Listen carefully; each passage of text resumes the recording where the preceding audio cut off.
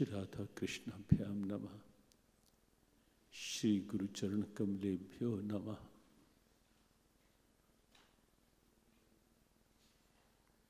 नारायण नारायण नारायण नारायण। पावन पुनीत कार्तिक मास,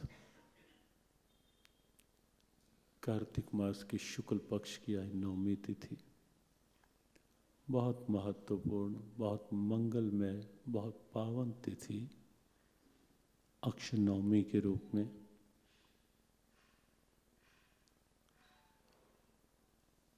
हर दिन कार्तिक मास का अपने आप में एक प्रेरणा है, अपने आप में अत्यंत मंगलमय है। और हम कई बार कहते हैं अपनी भारतीय सनातन मनीषा के अनुसार ये कार्तिक मास जो है ये पुण्यों की कमाई करने का एक विशेष सीजन है। जैसे व्यापारिक दृष्टि में अपने सीजन होते हैं सबके कि 2 महीने सीजन के महीने हैं। कहीं अलग अलग भाव के सीज़न चलते रहते हैं। इस कहीं विद्यार्थियों का सीज़न होता है कि ये 2 महीने पढ़ाई के लिए हैं विशेष रूप से। इसी तरह ये कुछ समय जो हमारे ऋषियों ने निर्धारित किए, ये समय भी एक विशेष सीज़न है पुण्यों की अधिक कमाई करने के लिए, पुण्य बटोरने के लिए। अधिक से अधिक कुछ सत्संग, कुछ सेवा, कुछ सुमिरन, कुछ भजन, कुछ पाठ, कुछ सद्भावनाएं अपने जीवन के खाते में जोड़ने के लिए, या यूं कहें कि वह कमाई करने के लिए जो लोक में शांति की गारंटी है और परलोक में साथ निभाने की, वो है ये सत्संग की कमाई, वो है परहित की कमाई, जिसके लिए इस अध्याय ने सर्वभूत हिते रतः का शब्द लगाया कि जो सब प्राणियों के हित में रहते हैं पार्थ, ते प्राप्नुवन्ति मामेव, वो भी मुझे पा लेते हैं। बहुत उदार शास्त्र है भगवद गीता, बहुत अलौकिक, बहुत मंगलमय। केवल ध्यान लगाने वाले ही मुझे पा लेते हैं, भगवान कहते हैं वो भी पा लेते हैं, लेकिन केवल वही नहीं। केवल माला फेरने वाले ही मुझे पाते हैं, वह भी ठीक है, लेकिन भगवान कहते हैं ते प्राप्नुवन्ति मामेव सर्वभूत हिते रतः, जो सब प्राणियों के हित में रत रहते हैं, ते प्राप्नुवन्ति मामेव, वो भी मुझे ही पा लेते हैं पार्थ।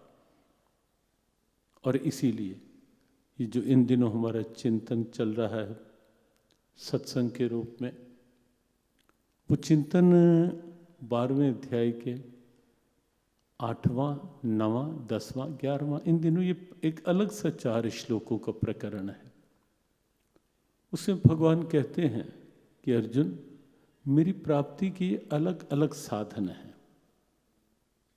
अर्थात यूं कह सकते हैं कि अपने यहाँ केवल सीधा सीधा ये आदेश नहीं है, या केवल एक ही साधन के डंडे से नहीं हाँका गया कि बस यही है और तुम्हें यही करना है। भगवान ने उदारता दिखाई, मन बुद्धि मेरे में लगा दो, और जब मन बुद्धि मेरे में लग जाएगी तो मुझे पालोगे। मान लो कोई कहे मेरे वश का नहीं, भगवान कहते हैं कोई बात नहीं, अभ्यास करते रहो, नाम जाप का, सुमिरन का, मंत्र का, स्वाध्याय का, पाठ का या सत्कर्मों का अभ्यास करते रहो, अभ्यास से मुझे पालोगे। या वह भी नहीं जो कल हमारी चर्चा का विषय था, श्लोक 10वां श्लोक, वह भी नहीं कर सकते, तो जो जो अपने कर्म कर रहे हो उसमें से अहम बुद्धि का त्याग कर दो, मैं करता हूं ये अभिमान छोड़ दो। ईश्वरीय कृपा से सब हो रहा है, ये भाव बना करके अपने सब कर्म मेरे अर्पण करते चले जाओ। मदर्थम अपि कर्माणि कुर्वन् सिद्धिम अवाप्स्यसि। मेरे लिए अपने कर्म करते करते भी तुम जीवन को सार्थक कर लोगे, जीवन की धन्यता को पालोगे। केवल मदर्थम अपि कर्माणि, इतनी सी बात कह, और कर्माणि शब्द लगाया बहुवचन में, कर्म नहीं। अर्थात जितने भी कर्म हैं, उदारता आप गीता जी की देखेंगे 9वें अध्याय के 27वां श्लोक आप देखना। श्री भगवान कहते हैं यद करोषि, तू जो कुछ करता है, यद अश्नासी, जो कुछ खाता है। हाँ, जो कुछ खाता है का गलत अर्थ ना ले लेना कि भगवान ने छूट दे दी भी जो भी खाता है खाता रहे, ऐसा नहीं। जो भी सात्विक खाता है, यज्जुहोषि, जो हवन इत्यादि करता है, ददासियत, जो दान इत्यादि देता है, यत तपस्यसि, जो तप की क्रियाएं करता है, तप अर्थात जो भी सात्विक क्रियाएं हैं, तत्कुरुष्व मदर्पणम, वो सब तुम मेरे अर्पण करता रहे पार्थ। अर्थात अहम बुद्धि को उसमें से निकाल दे, मैं कर रहा हूं और आप स्वयं पाओगे। इसे अनुभव में लाओ। गीता के वाक्यों को सुने, बहुत अच्छे हैं, पढ़ें, बहुत अच्छे हैं, पाठ करें। जैसा भी हम 12वें अध्याय का पाठ कर रहे थे कि संस्कृत में नहीं कर सकते, हिंदी का भाव प्रभु ने कृपा की इस रूप में, ये अनुवाद के रूप में, वैसा पाठ करें तो भी आपको आनंद रहेगा। लेकिन जब हम गीता की इन प्रेरणाओं को जीवन में व्यवहारिक रूप देने का मन बना लेंगे, फिर आप पाओगे कि जीवन में ही कितना हल्कापन, कितनी सहजता, कितनी और अगला श्लोक शांति की गारंटी के साथ बात कर रहा है। अगला श्लोक, इस श्लोक में भगवान कहते हैं तू अपने सब कर्म मेरे अर्पण करता चला जा। और कल संकेत किया था, प्रातः काल उठते हुए आंख खुलने से लेकर रात्रि बिस्तर में जाने से पूर्व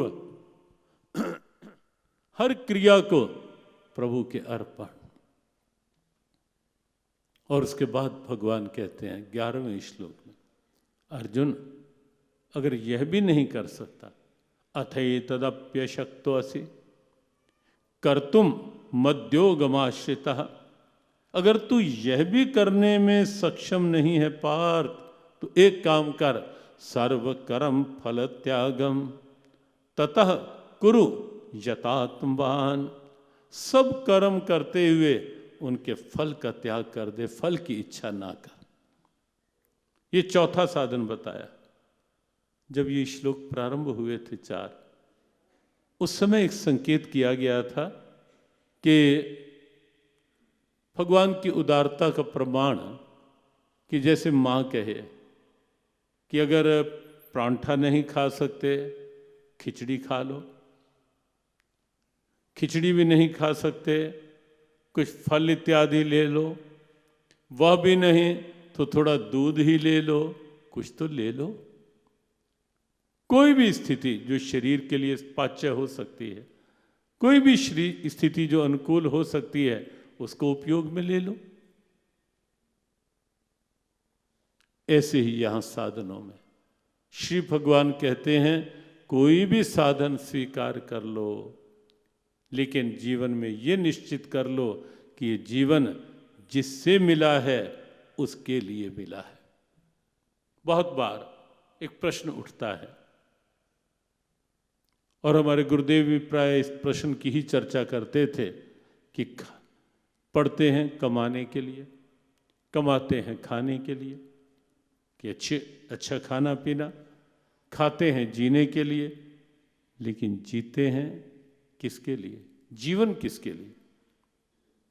इस प्रश्न का उत्तर बड़ा मुश्किल सा हो जाता है। किससे जीते हैं किसके लिए? उत्तर नहीं बनेगा। बस सीधी बात गीता की, जीवन उसके लिए जिससे जीवन मिला है। और बड़ा प्रमाणिक तथ्य है, लॉजिकल, बिल्कुल तर्क संगत प्रमाण है इसके पीछे। क्यों प्रभु के लिए जीवन? इसलिए कि मानसिक शांति प्रभु से ही मिलने वाली है, कहीं और से नहीं। इसलिए कि उद्धार जीवन का परलोक प्रभु से ही बनने वाला है, कहीं और से नहीं। और अपने यहाँ जो लोक और परलोक की बात आती है कि दोनों लोक सुधारने की, वो यही तो है, लोक में शांति और परलोक में जीवन का उद्धार, जीवन का कल्याण, दोनों निश्चित हो जाए। और उसी के लिए ये साधन अर्जुन, और कुछ नहीं कर सकता तो कर्म करता रहे, लेकिन फल की इच्छा ना कर। एक दो बातें कहकर अगला श्लोक बहुत महत्वपूर्ण है, साथ ही हम लेंगे एक दो संकेत। देखो, एक तो यह है कि कर्म करते हुए क्या मिलना है, ये हमारे हाथ में नहीं है। वैसे घंटों इस श्लोक की चर्चा हो सकती इस बात की केवल, क्योंकि गीता का मुख्य विषय कर्मण्येवाधिकारस्ते मा फलेषु कदाचन, तो अपना कर्म कर, फल की इच्छा ना कर, ये गीता के मुख्य विषयों में से है। लेकिन हम संक्षेप में केवल संकेत लेंगे इस श्लोक के, क्यों ना कर फल की इच्छा। पहली बात तो यह है कि अपने हाथ में कर्म है, क्या मिलना है वो हमारे हाथ में नहीं है। प्राप्ति हमारे हाथ में नहीं है, वो जिसके हाथ में है प्रभु कहते हैं उसके हाथ में छोड़ो, कर्म अधिक अच्छे से हो पाएगा। बहुत से लोग ये प्रश्न करने लगते हैं, विशेष रूप से आजकल के पढ़े लिखे, प्रायः उनका ये प्रश्न रहता है। कई बार यूनिवर्सिटीज़ में जाने का, युवाओं के साथ सीधे संवाद का संयोग रहता है, तो वहाँ ये प्रश्न अवश्य उठता है कि महाराज, अगर कर्म करें फल की इच्छा ही ना करें तो कर्म करें ही किसके लिए, कर्म करें ही क्यों, जब आगे कोई इच्छा ही नहीं, इच्छा के बिना कर्म होगा ही कैसे। तो हम कहते हैं भाई, कर्म अच्छे से होगा। क्यों? क्योंकि जो ऊर्जा, इसे बड़े ध्यान से समझे, बिल्कुल एक साइंटिफिक फैक्ट का श्लोक है ये, जो ऊर्जा हम आगे की चिंता कर करके वेस्ट कर देते हैं कि इसलिए कर्म कर रहा हूं ये मिलेगा, उसकी चिंता पहले से, अर्थात मन पहले से वहां लगा दिया। भगवान कहते हैं भविष्य की चिंता नहीं, वर्तमान में जो तुम्हारे हाथ में है अपनी पूरी ऊर्जा अपने कार्य में लगाओ।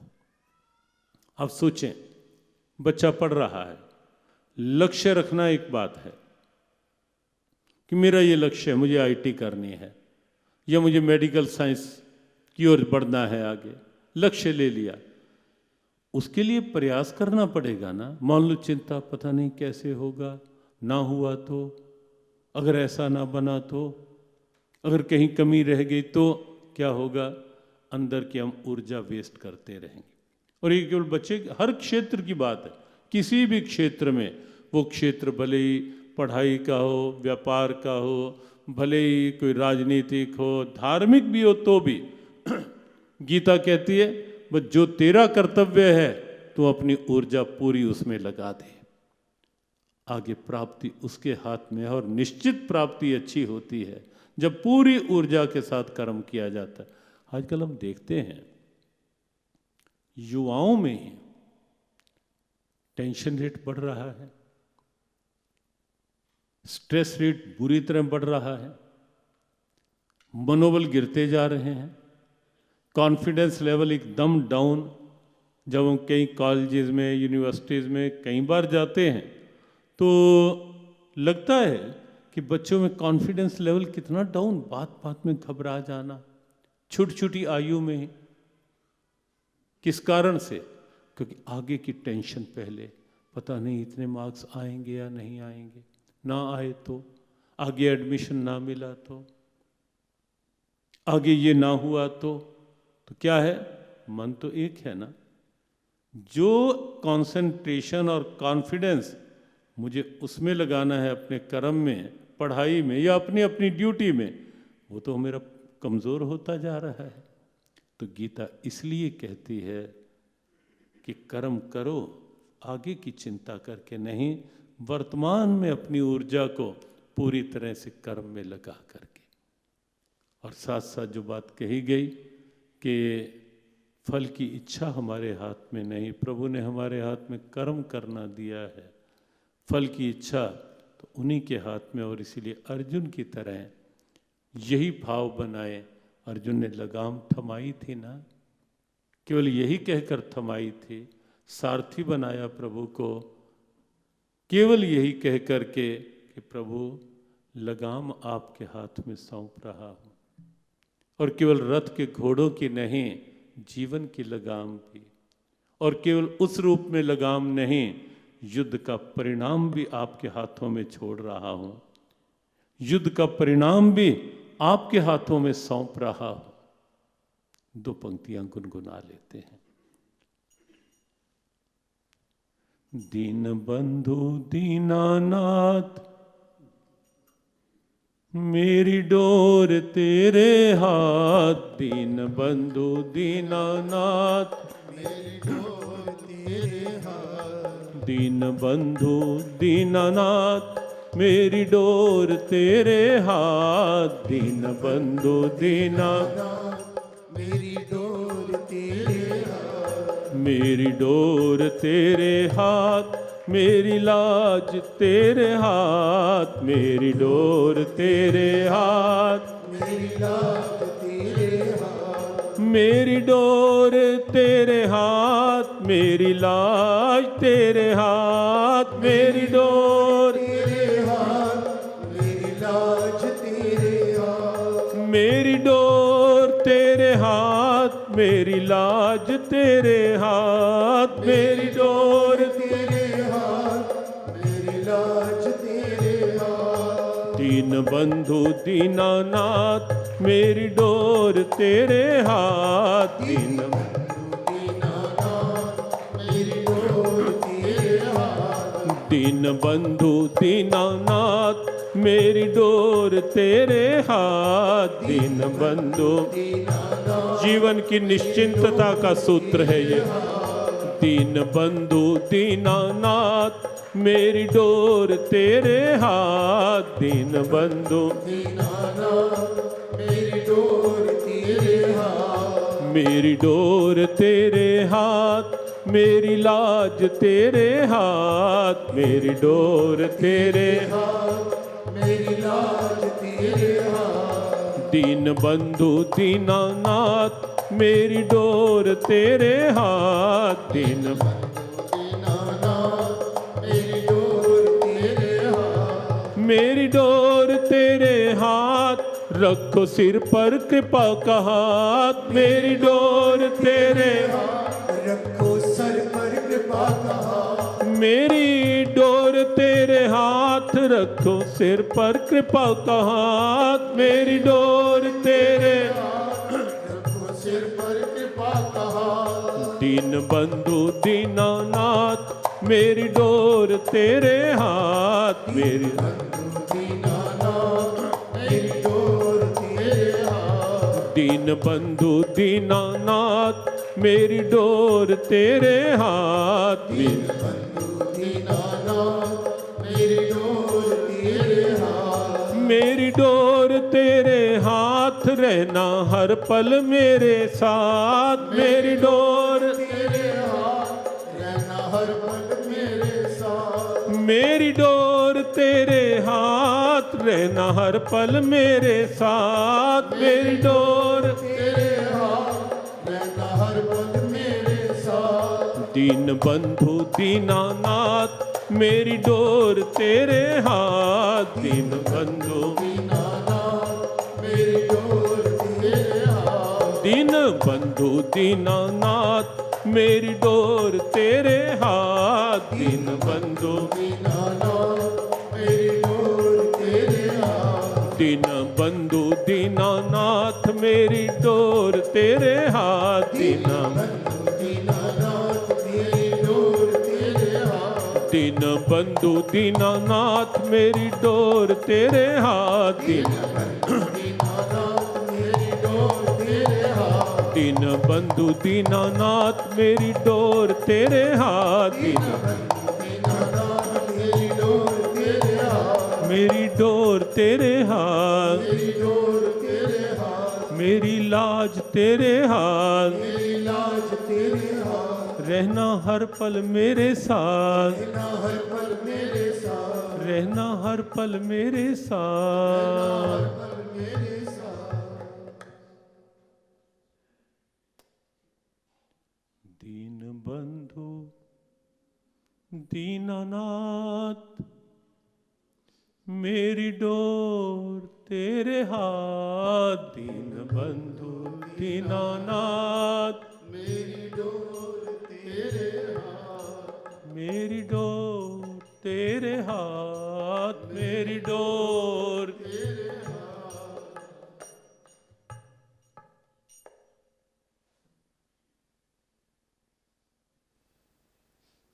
अर्जुन ने कहा, कृष्ण मुझे आप चाहिए, केवल आप। सेना दुर्योधन ले जाता है, ले जाए, करेगा क्या मेरा पार्थ? युद्ध करूंगा नहीं, शस्त्र उठाऊंगा नहीं, प्रतिज्ञा है मेरी। मैं कहूंगा भी नहीं, कृष्ण जो आपकी प्रतिज्ञा है, आप अपनी प्रतिज्ञा पर दृढ़ रहना। तो मुझ निहत्थे का युद्ध में क्या करेगा पार्थ?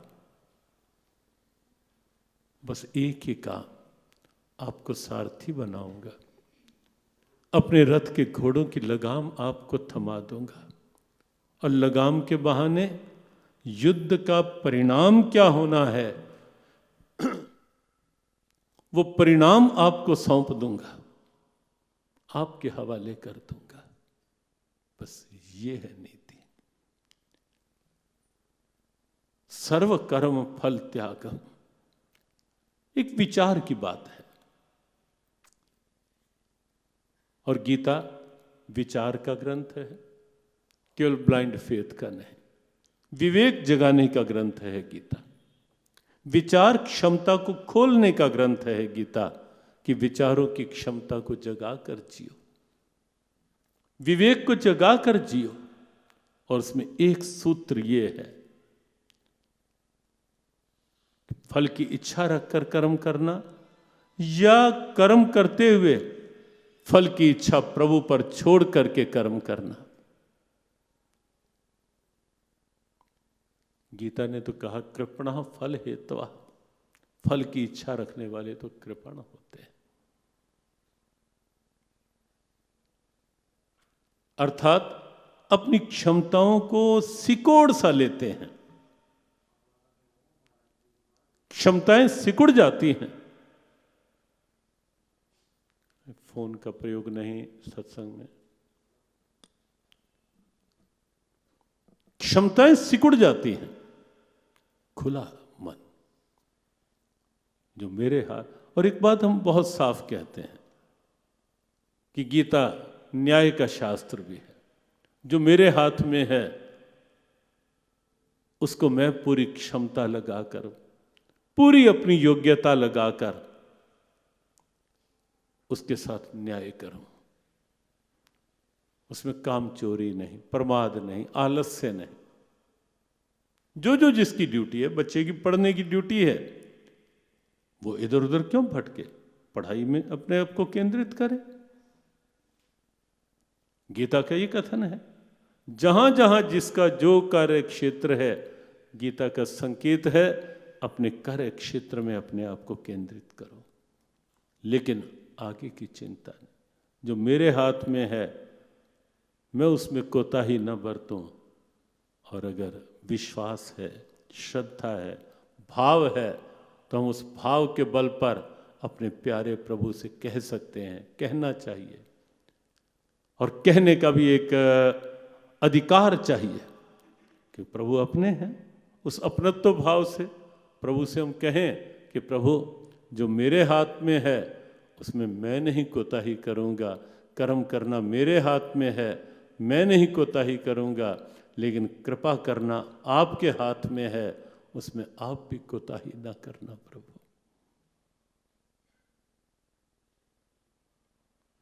जो डिपार्टमेंट मेरा है उसके साथ मैं न्याय करूं।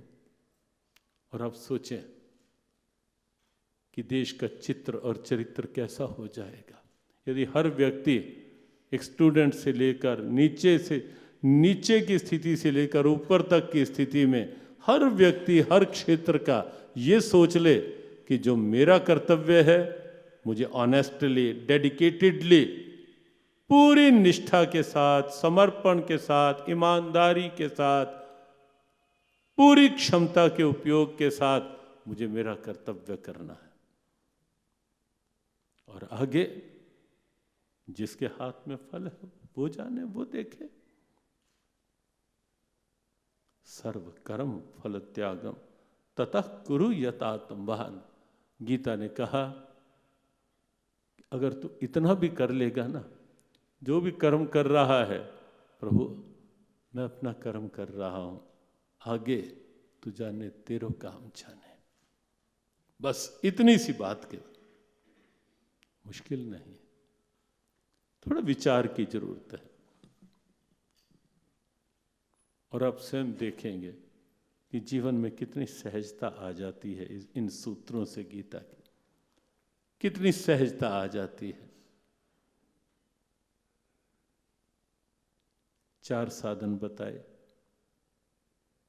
क्योंकि संकेत किया था कल कि कार्तिक मास के जो दिन रह गए हैं, इन्हीं दिनों में हमें 12वां अध्याय पूरा भी करना है।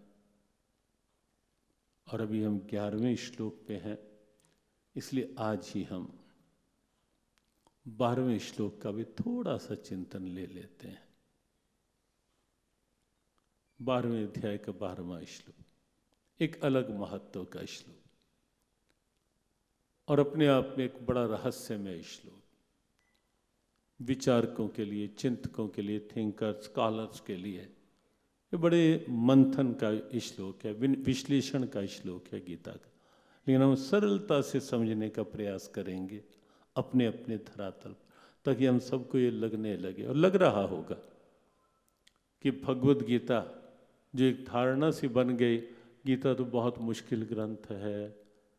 कईयों ने कह दिया वेरी वेरी ड्राई सब्जेक्ट है Gita, very very difficult to understand, बहुत मुश्किल है अंडरस्टैंड करने में गीता। कईयों ने अपनी अपनी बातें कही, हमने कहा बिल्कुल नहीं। और भगवान की कृपा से आप हरियाणा की जेलों में जाकर देखेंगे, वहाँ जब जेल बंदियों को गीता पाठ करते हुए आप देखेंगे और उनको उस पाठ की सरसता का लाभ लेते हुए देखेंगे, तो आपको लगने लगेगा कि जेल की दीवारों में बंदी बंदी कितने उत्साह से गीता पाठ कर रहे हैं। कुरुक्षेत्र जेल के अधीक्षक संजय जी यहाँ बैठे हैं, और जानते हैं साथ में हमारे वहाँ का जेल का जीव गीता का काम देख रहे गणपति। तो किस ढंग से वहाँ गैंगस्टर भी नियमित गीता का पाठ इस समय कर रहे हैं। क्यों संजय जी? नियमित गीता का पाठ कर रहे हैं। जिनको ये लोग गैंगस्टर मानकर जेल में देखते हैं और बड़ा स्वयं भी थोड़ा चिंतित रहते हैं कि ये ठीक रहें। अब हरियाणा की जेलों में और बाहर भी कुछ कई जगह वो लोग गीता पाठ करने लगे हैं जीव गीता के भाव के साथ। और कई बार पीछे पुरुषोत्तम मास में आह्वान हुआ कि 15वें अध्याय का पाठ, और एक कुरुक्षेत्र जेल के गैंगस्टर के रूप में जो वहाँ बंदी है, 15 दिन तक रोज 101 बार वो पाठ करता रहा 15वें अध्याय का। आज भी कर रहे हैं या छोड़? नियमित करनाल की जेल में हमारे पास संख्या आई कि 1 महीने में बंदियों ने 48,000 बार पाठ किया 15वें अध्याय का। तो कैसे कह दें कि गीता कठिन ग्रंथ है? और मान लो रस नहीं आ रहा, भाव नहीं बन रहा, ये इस रूप में जो 12वां अध्याय किया, रस नहीं आ रहा, भाव नहीं बन रहा, तो जबरदस्ती कोई कितनी बार करवा लेगा? हठपूर्वक कोई कितनी बार कह लेगा, करवा लेगा? 1 बार 2 बार। और अगर इतनी बड़ी संख्या जेलों में से आती है और कैदियों का भाव, तो कैसे कोई कह सकता है कि गीता मुश्किल शास्त्र है, कठिन ग्रंथ है समझने में? असल कठिनाई गीता में नहीं, कठिनाई तो हमारे मन की है, जो मन की रुचि नहीं बन पाती हमारे। थोड़ी आप रुचि जगाओ, और रुचि जगाकर आप गीता पढ़ो, इंटरेस्ट बनाकर गीता पढ़ो। आपको लगेगा कि भगवत गीता मेरे जीवन का कितना निकट का ग्रंथ है, कितना अपनत्व का संबंध है। और इसीलिए तो विनोबा भावे ने, महात्मा गांधी ने, लोकमान्य तिलक ने भगवत गीता को वात्सल्य में मां की संज्ञा दी। और इन 4 श्लोकों में जो लिए गए इन दिनों में, बिल्कुल वात्सल्य का निर्झर फूटता हुआ दिखाई दे रहा था गीता का। भाई तू ये कर, इसमें शांति है। और ये श्लोक देखें 12वां, श्रेयो हि ज्ञानम अभ्यासात् ज्ञानात् ध्यानम विशिष्यते ध्यानात् कर्म फल त्यागः त्यागात् शांतिरनंतरम। गीता की कृष्ण कहते हैं श्रेयो ही ज्ञानम अभ्यासात्, अभ्यास से ज्ञान श्रेष्ठ है। ज्ञानात् ध्यानम विशिष्यते, ज्ञान से ध्यान श्रेष्ठ है। लेकिन आगे चौंका दिया विश्व भर के चिंतकों को अगले वाक्य ने, जब गीता के कृष्ण ने कहा ध्यानात् कर्म फल त्यागः, ध्यान से भी कर्म के फल का त्याग श्रेष्ठ है। और चौथे चरण में जो बात कही, एक समाधान प्रस्तुत कर दिया क्यों श्रेष्ठ है फल का त्याग।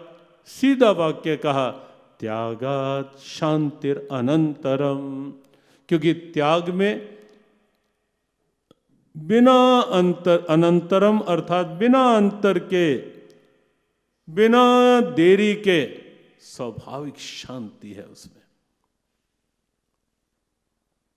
और शांति कौन नहीं चाहेगा? दुनिया में कौन होगा, कौन है जो अशांति चाहता होगा, जो ये कहे कि मुझे अशांति चाहिए? कोई नहीं कहेगा। और गीता का यह श्लोक गारंटी दे रहा है कि इस ढंग से जीवन जियो, त्यागात् शांतिरनंतरम, बिना विलंब के स्वाभाविक शांति, नेचुरल पीस आपके पास होगी, आपके साथ होगी। और आप उस नेचुरल पीस को एंजॉय करके जीवन का आनंद ले रहे होंगे। स्वाभाविक शांति। 4 स्थितियां बताई, बस समय की सीमा में थोड़ा थोड़ा संकेत। पहली बात कही श्रेयो ही ज्ञानम अभ्यासात्, अभ्यास से ज्ञान श्रेष्ठ है। देखो, इस अध्याय के 9वें श्लोक में भगवान ने कहा था अभ्यास योगेन ततो मामिच्छाप्तुम धनंजय, तो अभ्यास के योग की शरण ले ले और उससे भी मेरी प्राप्ति हो जाएगी। लेकिन यहां कहा कि अभ्यास से ज्ञान श्रेष्ठ है। इस बात को समझे। कई बार क्या होता है, अभ्यास कर रहे हैं लेकिन उस अभ्यास को केवल औपचारिकता मान के किए जा रहे हैं, केवल कोरी नियम पूर्ति मान के किए जा रहे हैं। मान लो जाप करना है माला से, बुरा नहीं, अच्छी बात है, लेकिन बस किए जा रहे हैं। कोई तत्व नहीं, कोई सत्व नहीं, कोई जिज्ञासा नहीं, कोई श्रद्धा नहीं, कोई भाव नहीं, बस माला चल रही है। और कई बार कईयों को हम देखते हैं वो माला चलाए जाएंगे, देखो बुरा नहीं, माला के विरोधी नहीं है हम, अच्छी बात है। जो नियम करते हैं करते रहना चाहिए, विरोध की कहीं कोई गुंजाइश नहीं है अध्यात्म में। जो जितना कर रहा है अच्छा कर रहा है, जो जिस रूप में कर रहा है अच्छा कर रहा है, कोई खंडन नहीं, कोई विरोध नहीं। और करना भी ना किसी का, किसी को देख के कभी नहीं सोचा कर, ना कहो, अपने को देखो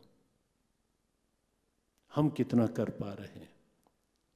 अध्यात्म में विरोध या द्वेष या खंडन का कोई स्थान नहीं।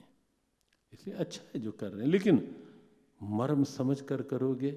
जो बात कही थी कि मंत्र साक्षात परमात्मा का रूप होता है। परमात्मा का नाम और परमात्मा दो अलग अलग स्थितियां नहीं, एक ही है। और जब इस श्रद्धा से कि नाम के रूप में प्रभु ही मेरे माला के मनकों में है, और अगर धीरे धीरे ये अवस्था बन जाए कि जो नाम बाहर के मनकों पर है वो अंदर मन के मनकों पर आ जाए, श्वासों पे आ जाए, तब तो मंत्र का अंदर ही अंदर एक अलग आनंद आएगा।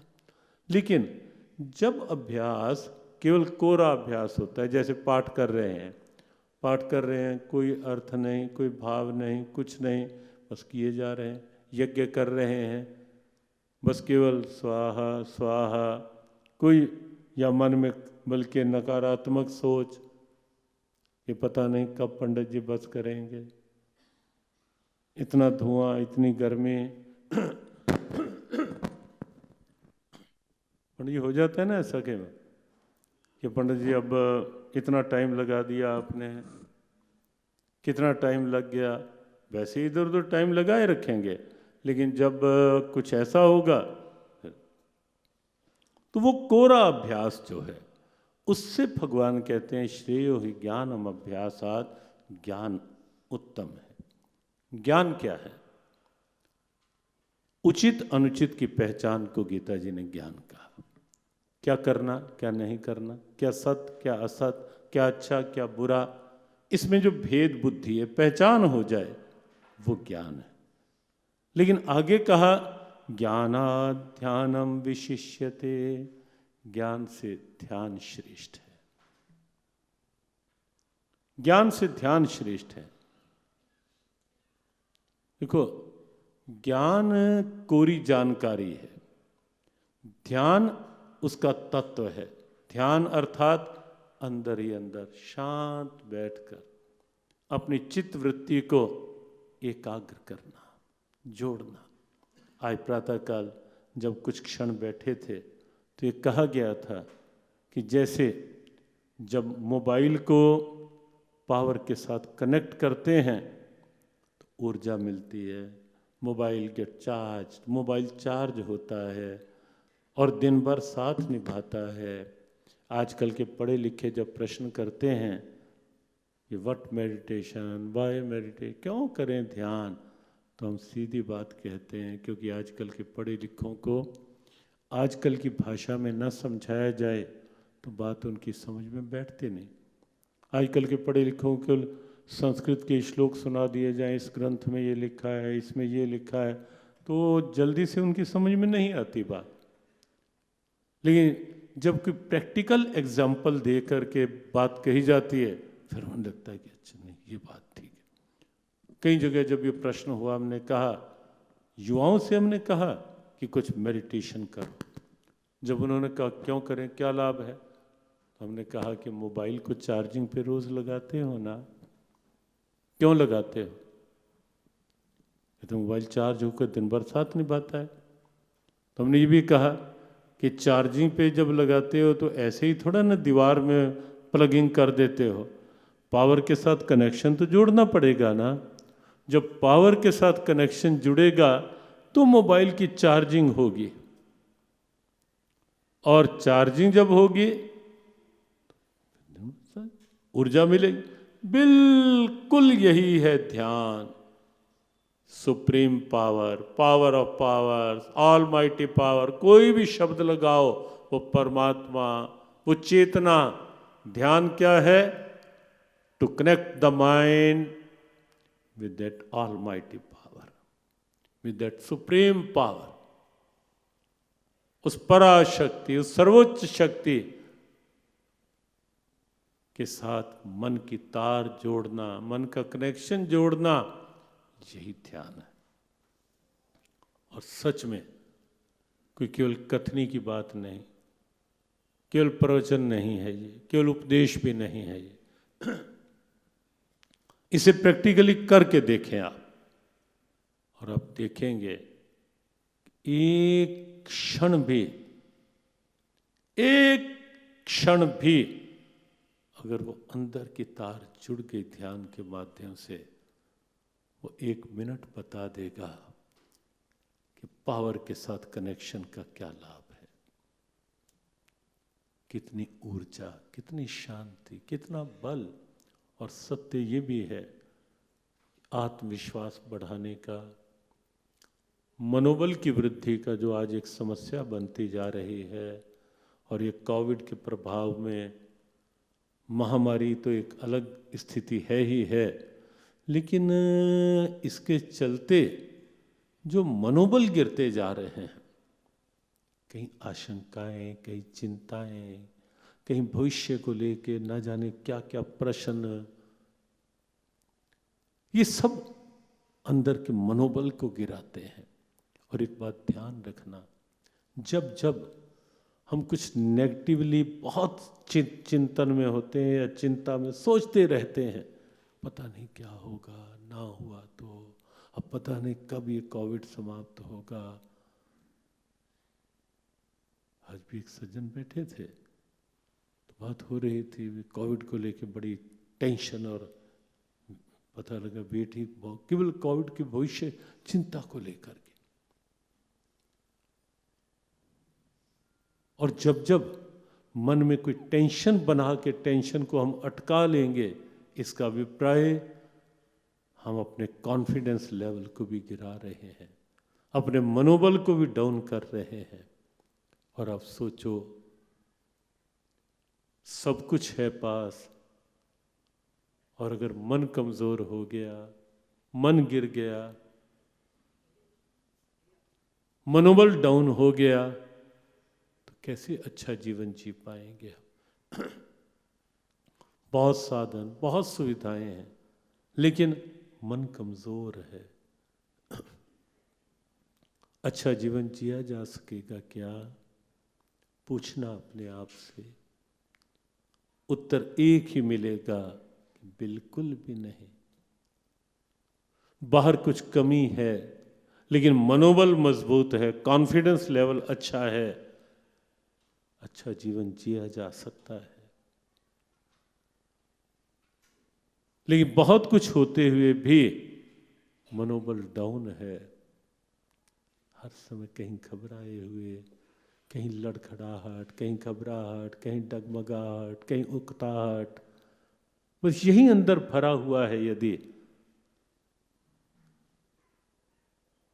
अच्छा जीवन नहीं जी पाएंगे तो कहाँ से खरीदोगे ये आत्मविश्वास? कौन से शॉपिंग मॉल से, कौन सी मार्केट से ये कॉन्फिडेंस खरीद के लाओगे? विश्व के पास कोई साधन नहीं है, मनोबल के लिए कोई साधन नहीं। जितनी science, scientific development, materialistic development जितनी भी हैं, वो केवल और केवल शरीर की सुविधाओं के लिए है। मन को गिराने के लिए संसार के पास बहुत कुछ है, बहुत कुछ, लेकिन गिरे हुए मन को उठाने के लिए संसार के पास कोई साधन नहीं। उसके लिए है भगवत गीता, उसके लिए है गीता।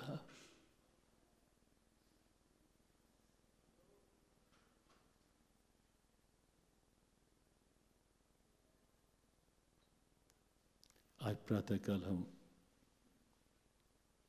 गुरु आश्रम में गए, सत्संग भवन में, फिर वहाँ तो हम भजन गुनगुनाए जा रहे थे, कुछ तो चल रहा था बैठकर भजन, मन के रोगों की गीता दवा है मेरी। और पूज्य गुरुदेव का भाव, गीता अपनाओ जी ये दुआ है। मनोबल की वृद्धि भगवत गीता से, और भगवत गीता के सूत्र से, ज्ञानात् ध्यानम विशिष्यते, ध्यान कुछ क्षण अवश्य निकालें भगवान के चरणों में, भगवान के ध्यान में।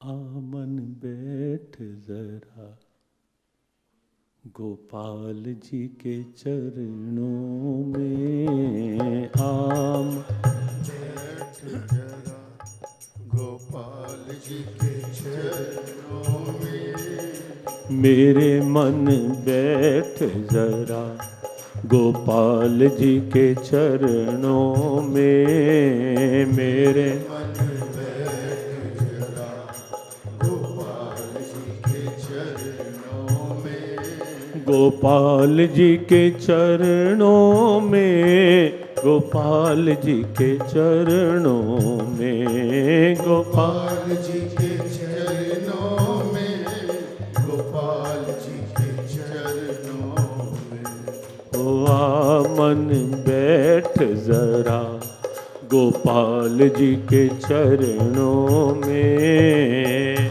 आमन बैठ जरा गोपाल जी के चरणों में ओ मेरे मन ध्यान लगा गोपाल जी के चरणों में। मेरे मन ध्यान लगा गोपाल जी के चरणों में मेरे मन ध्यान लगा गोपाल जी के चरणों में। मेरे मन ध्यान लगा गोपाल जी के चरणों में गोपाल जी के चरणों में। गोपाल जी के चरणों में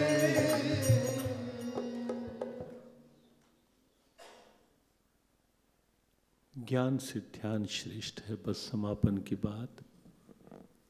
क्योंकि ध्यान में जैसे ही मन एकाग्र होगा आप अनुभव करेंगे, भगवान कृपा करें हम सब ये अनुभव कर पाएं जीवन में। आप अनुभव करेंगे कितनी शांति, कितनी अलग सी शांति अनुभव होगी। और फिर ध्यानात् कर्म फल त्यागा, आगे की बात जो कही भगवान ने, ध्यान से कर्म फल का त्याग श्रेष्ठ है, बड़ी विचार की बात जिस पर हम कल चर्चा करेंगे। और उसका तर्क दिया कि त्यागात् शांतिरनंतरम, क्योंकि त्याग में स्वाभाविक शांति है। बड़ा प्यारा सूत्र है, कल हम उस पर चर्चा करेंगे। लेकिन आज बस ये जो बात कही गई इसको हम व्यावहारिक रूप में लें। एक तो कर्म करते हुए फल की चिंता, भविष्य की चिंता छोड़ करके वर्तमान में जो मेरे हाथ में है उसमें रहने का प्रयास करें। और दूसरी बात, कुछ क्षण ध्यान का अभ्यास अवश्य करें, नियमित करें। रोज जहाँ और इतने काम करते हैं, कुछ मिनट शांत बैठने का अभ्यास कर लिए। प्रातःकाल थोड़ी देर का अभ्यास यहाँ होता भी है गीता पाठ के साथ, 6:30 बजे हवन और फिर कुछ देर के लिए पाठ गीता जी का और फिर ध्यान। तो उसमें नहीं तो अपने अपने भाव से आप अवश्य नियम बनाएं। जियो गीता आह्वान है, जुड़े गीता से, गीता की प्रेरणाओं से स्वयं जुड़े, औरों को जोड़ने का प्रयास करें, मन बनाएं।